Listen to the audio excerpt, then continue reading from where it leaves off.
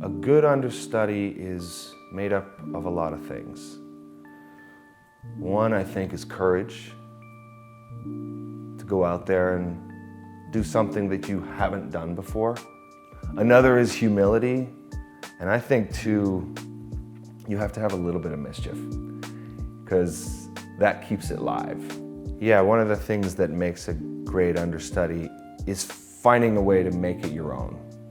You have to honor the primary actor's performance and play within that sandbox, but there is a lot of freedom in there as well, because it has to be your voice.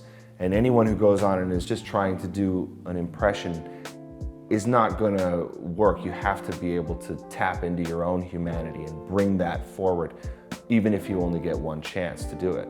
A good understudy can take from what the primary actor has done and bring that into themselves, while also bringing something totally unique from their personality. The emotions that dominate when you go on for an understudy are gratitude, ambition, excitement, adrenaline, honor, because there's a lot of trust associated with that. It's high stakes. There's a lot riding on, if I don't finish what I'm saying, this can't continue. So when you're in an understudy, especially for a lead role, there's a lot of trust associated with that. So it's kind of a great honor. Seeing an understudy performance is so unique, because that show will never exist again. And even if you came to see a particular person, like a Colin Feore, you never know what you might be seeing, because in the future, these people go on to have other careers. Like even years ago, I believe William Shatner was the understudy for Christopher Plummer.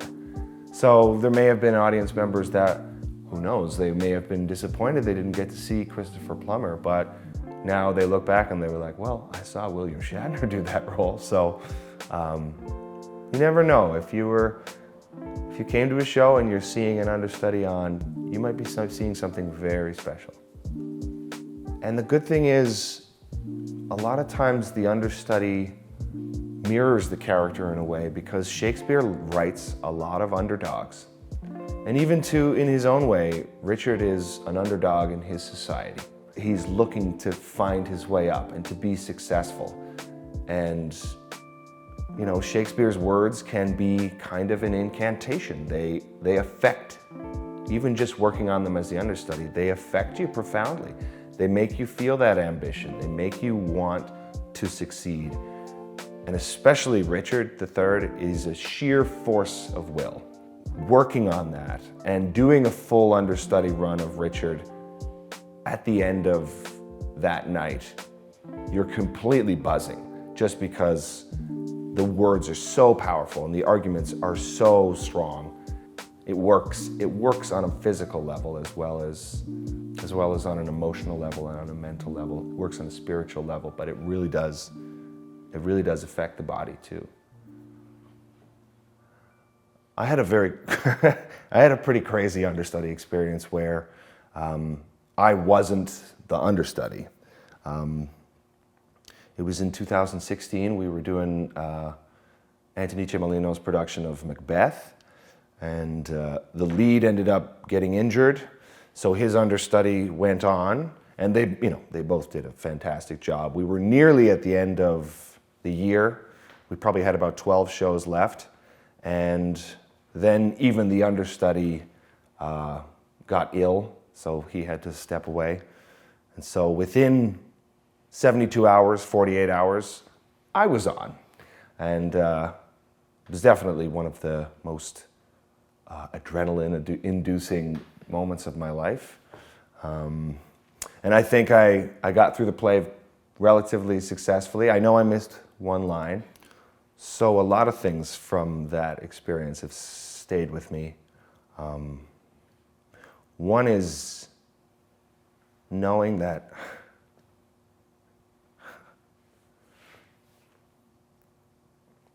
so many people in the community stopped what they were doing and came to see.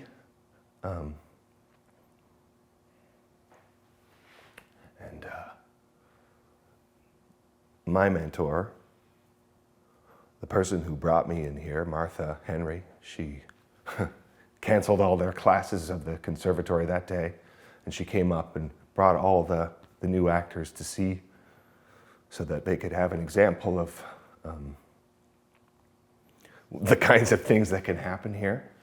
And I sent out a couple messages to people who might be coming, and the word just spread around the town kind of like wildfire. And I think the show that maybe was like 60% sold was maybe almost 90% sold by the time we got to the show.